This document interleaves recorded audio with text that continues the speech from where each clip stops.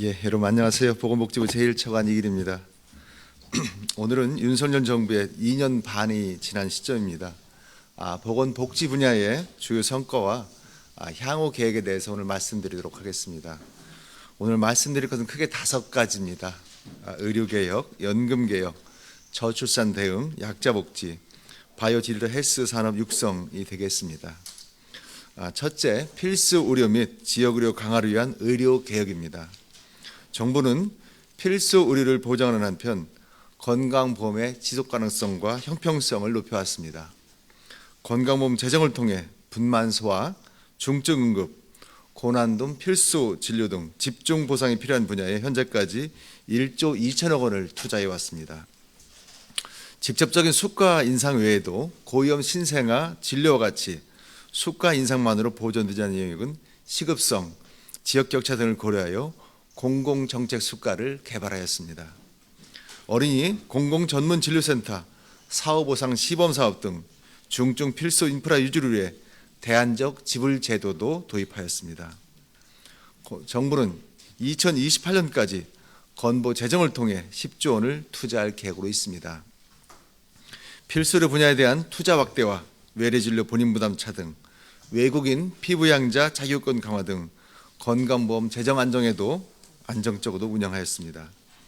건강보험료를 2년 연속 동결하였습니다. 국민 부담을 낮추는 한편 지역가입자, 재산보험료 기본공제 확대 등 가입자 간의 보험료 부담의 형평성도 높여 나가고 있습니다. 언제 어디서든 제때 치료받을 수 있도록 지역 완결적인 의료체계도 구축해 왔습니다.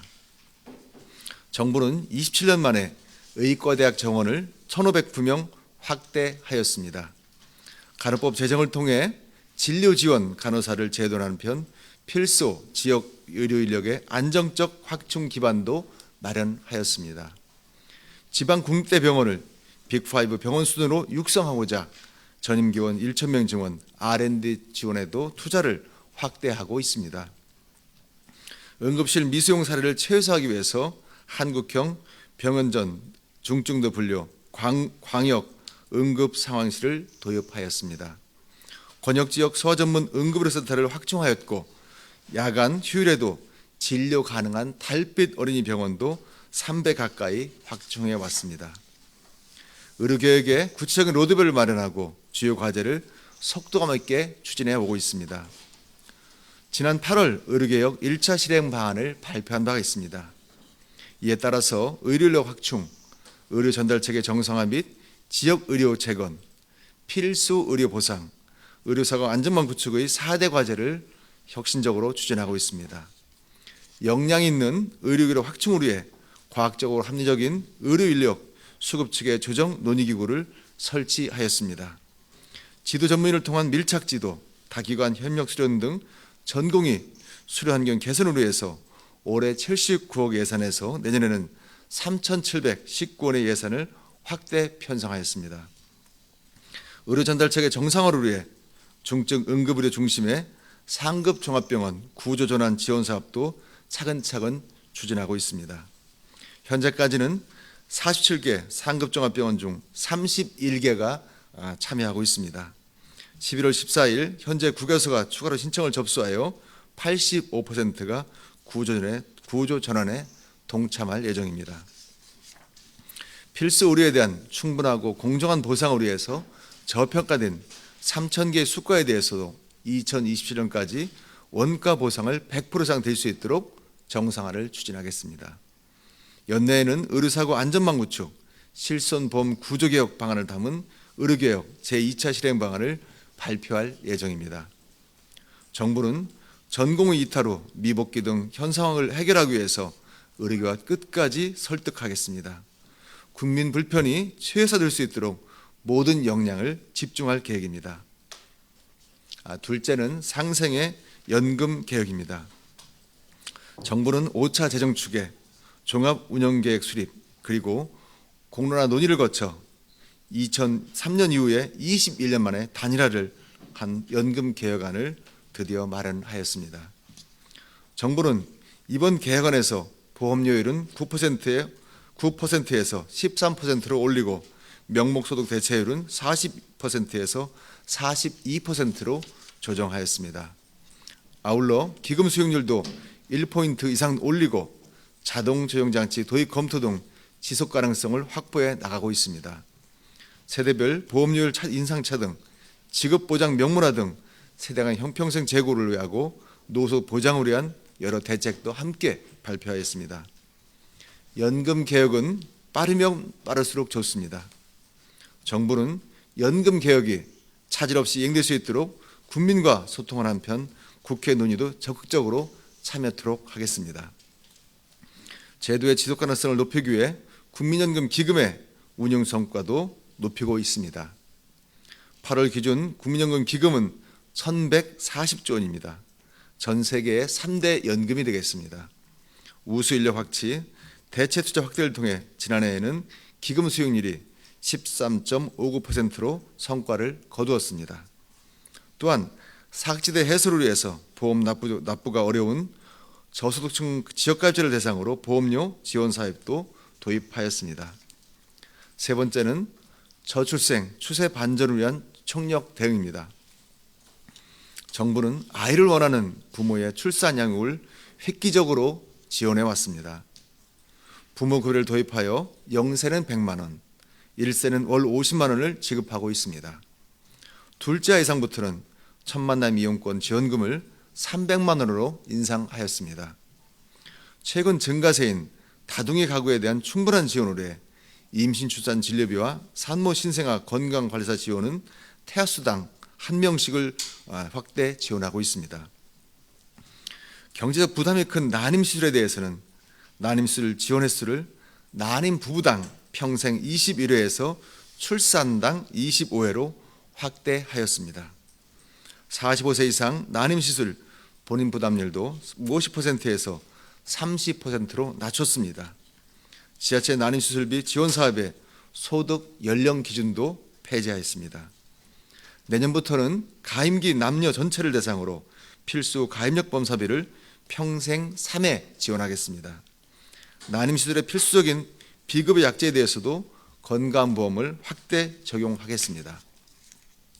다행히도 전년도 동월 대비 금년에는 7월에는 1,516명, 8월에는 1,123명이 출생아가 증가하였습니다. 정말 희망의 불씨가 서서히 살아나고 있습니다. 정부는 출산율 반등이 지속될 수 있도록 출산과 양육 지원을 강화하겠습니다. 인구정책 컨트롤 타워인 인구전략기획부 신설을 위해서도 국회 논의를 적극적으로 참여하고 지원하겠습니다. 넷째로 더욱 촘촘하고 두터운 약자 복지입니다.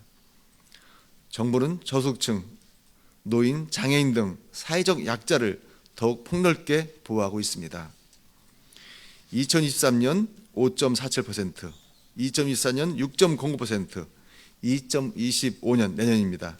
6.42%로 3년 연속 기준 중위소득을 역대 최고로 인상하였습니다. 올해는 7년 만에 생계급여 선정 기준을 기준 중위소득 32%로 올렸습니다. 장애인의 자기결정권 보장을 위해 개인예산제를 도입하였습니다. 발달장애인 긴급돌봄 시범사업, 최종증 발달장애인 통합돌봄을 통해 장애인뿐만 아니라 가족의 삶의 질도 챙기고 있습니다. 노인 일자리는 2018년 이후 동결된 보수를 올해 공익형은 27만 원에서 29만 원으로, 사회서비스형은 71만 원에서 76만 원으로 올렸습니다. 올해 노인 일자리는 103만 개입니다. 내년에는 110만 개의 노인 일자리를 제공할 계획입니다. 기초연금은 정부 임기 내 40만 원까지 단계적으로 인상하겠습니다. 지난해 수원 영아 사망 사건 이후 아동의 생명을 보호하고 위기 임산부에 지원하기 위해서 출생통보제와 보호출산제를 도입했습니다. 10월 기준으로 7만 330건의 출생 정보가 통보가 되었습니다. 567명의 위기 임산부를 지원하였고 이 중 40명의 위기 임산부가 보호출산을 신청하였습니다. 이 중 7명은 이를 처리한 바 있습니다. 위기청년, 고독사 위험자, 정신건강 위험군 등 새로운 복지수를 발굴하고 사학제들을 없애도록 지원하고 있습니다. 새로운 복지사학제로 대두된 가족돌봄 청년, 고립운동 청년을 지원하는 사업을 최초로 도입하였습니다. 또래에 비해 자립이 어려운 자립준비 청년을 지원하기 위해 자립수당을 30만 원에서 50만 원으로 인상하였습니다. 의료비 지원 제도를 신설하였고 보호 종료 이후에는 만 24살까지 재보할 수 있는 제도도 마련하였습니다. 고독사 실태조사를 최초로 실시하고 고독사 예방 사업을 전국적으로 확대하여 고독사 예방을 위한 정책 기반도 아울러 마련하였습니다. 전국민 마음투자 지원 사업은 올해 8만 명으로 시작하였습니다. 2027년까지 100만 명까지 지원할 계획으로 있습니다. 마지막 다섯째입니다. 차세대 바이오 디지털 헬스 산업 육성이 되겠습니다. 정부는 세계 최고 수준의 기술을 선제적으로 확보하기 위해 신개념 R&D 투자를 시작했습니다. 바이오 헬스 R&D 투자를 25년 1조 원까지 확대할 계획으로 있습니다. 특히 실패 용인, 다분야 연계 등 도전적 혁신적 R&D 체계인 한국형 RFH 프로젝트를 보건의료 분야에 최초로 도입하였습니다. 초고령화 등 국가적 난제결과 초격차 기술을 선제적으로 확보하는 투자를 드디어 시작한 것입니다. 연구중심병원, 국립암센터, 의사과학자의 글로벌 연구협력을 지원하는 보스턴 코리아 프로젝트를 추진하고 있습니다. 글로벌 톱클래스 연구자와의 공동 연구에 대한 투자도 보다 확대하고 있습니다. 블록버스터급 신약 창출을 위해 K바이오 펀드를 현재 3천억에서 1조 원까지 확대할 계획입니다. 데이터, 첨산 재생의료 등 미래 보건산업 발전을 위한 기반을 마련하여 의료 접근성과 의료 서비스 질 제고에도 기여하고 있습니다. 정밀 의료 및 첨단 바이오 헬스 성장을 위해 올해부터 100만 명 규모의 임상 유전체 빅데이터 구축을 하고 있습니다. 공공의료기관에 산재한 개인 의료 데이터를 본인이 쉽게 조회, 저장, 전송할 수 있는 건강정보 고속도로 플랫폼을 구축하여 국민의 주도적인 건강관리를 지원하고 있습니다. 첨단 바이오 재생법 개정을 통한 첨단 재생의료 치료제도 신설 등 중증 희귀 난치질환자 등의 치료 기회도 확대하고 있습니다. 범부처에 걸쳐 있는 바이오 헬스 산업의 규제 및 지원을 통합적으로 조정하기 위해 국무총리 산하에 바이오 헬스 혁신위원회와 위원회 산하와 규제 개혁 마당을 설치하여 기업의 애로사항 해소, 규제 개혁도 착실히 추진해 나가고 있습니다. 정부는 지난 2년 반 동안 국민의 삶과 가장 밀접한 보건복지 분야에 대한 재정 투자를 확대해 왔습니다. 2년 연속 12%가 넘는 예산 증가를 통해서 전체 정부 예산 대비 보건복지부 예산 비중은 2022년 16.0%에서 2024년 18.6%로 증가하였습니다. 내년 정부안 역시 의료계획 투자 확대, 생계급여 증액 등 관련 예산을 충분히 반영한 만큼 의료계획의 차질 없는 이행과 두터운 약자 복지 실현에 최선의 노력을 다하도록 하겠습니다. 여러분 고맙습니다.